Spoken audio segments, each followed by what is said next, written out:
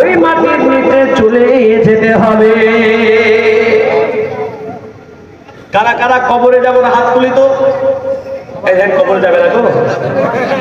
আলিপুরের লোক তো দারুণ লোক, এখানকার লোক তো হ্যাঁ উল্টা হয়েছে না? সুবহানাল্লাহ সুবহানাল্লাহ। সেই জন্য আমি প্রথমে বলেছি ভালো করে শুনতে হবে। মুসলমান, একদিন আপনাকে আমাকে চলে যেতে হবে কবরে। আচ্ছা, কবরে কি মোবাইল সঙ্গে দিবে? বলো, কবরের ভেতরে কিছুই যাবে না। আহা, এই যে আপনাদের ইমাম সাহেব বসে আছে, মৌলানা মুফতি বিলাল সাহেব, কারি বিলাল সাহেব বসে আছে। এই কারি বিলাল সাহেব মনে করুন আপনাদের ইমাম, আপনাদের জানাশোনা একজন বড় ব্যক্তিত্ব। ওর মৃত্যু হবে না হবে না? বল, হবে। মৃত্যু কেউ বাঁচাতে পারবে না। মৃত্যু হয়ে যাওয়ার পরে হয় 3 দিন পরে একটু দোয়া করে, নাহলে একটু জিয়ারত করে নিল, আর নাহলে 40 দিন বা 50 দিন পরে একদিন মাওলানাকে ডেকে একটা জলসা করে নেবো, একটা মিলাদ করে নাও। ঠিক না বেটি? হয় না? হয় না? পরে এক মরে গেছে, তারপরে একটু দোয়া করে দাও। তাই মাদ্রাসা একটু 10 কিলো মাংস দিয়ে চলে আসলো, একটু দোয়া করে দাও, মাদ্রাসা লিখে দেবেন। তারপরে আর বাপকে আর মাকে আর কেউ মনে রাখে না। রাখে? আর রাখে না, ভুলে যায়। মুসলমানের ছেলেরা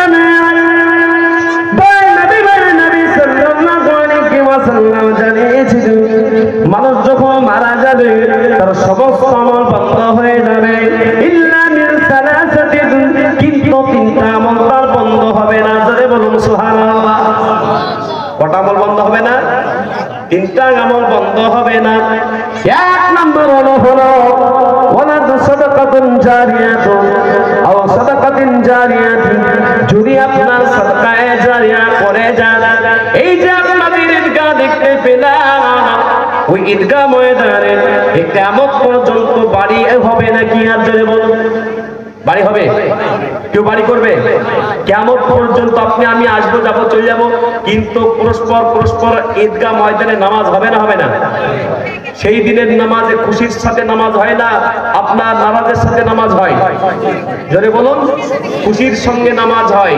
তো ঈদগাহ ময়দানটা সাদকায়ে জারিয়া, কিয়ামত পর্যন্ত এই মাটিতে যারা দান করবে, যারা এই মাটির সাথে মহব্বত রাখবে, যত লোক নামাজ পড়বে সুবহানাল্লাহ, তত নেকি সে কবরে শুয়ে শুয়ে পাবে। জোরে বলুন সুবহানাল্লাহ। কবরকে আমরা ভয় পাই। বাড়ি বাড়ি করো বান্দা, এ বাড়ি তো তোমার নয়।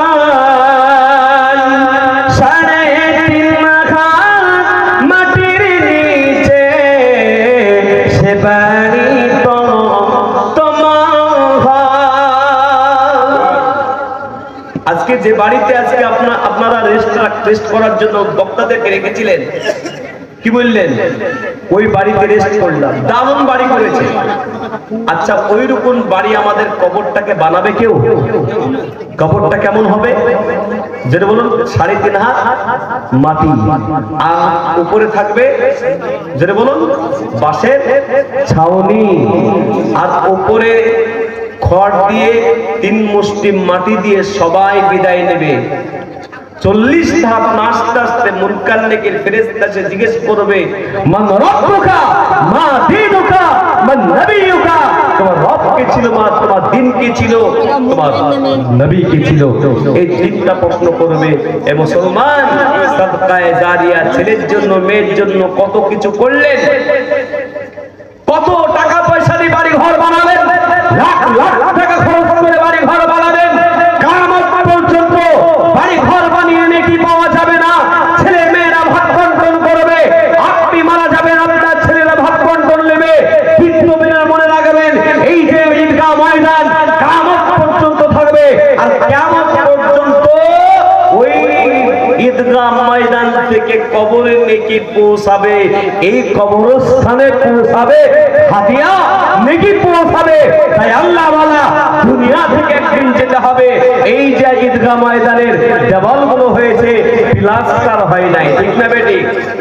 যেটা বলে প্লাস্টার হয়েছে, প্লাস্টার হয়নি। প্লাস্টার করার প্রয়োজন আছে না নাই?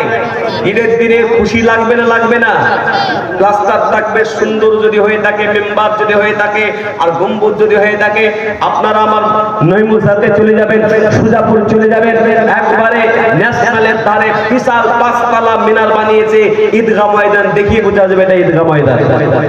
এই মুসলমান ভাই, ছেলে যাবে না, মেয়ে যাবে না, সঙ্গে কেউ যাবে না।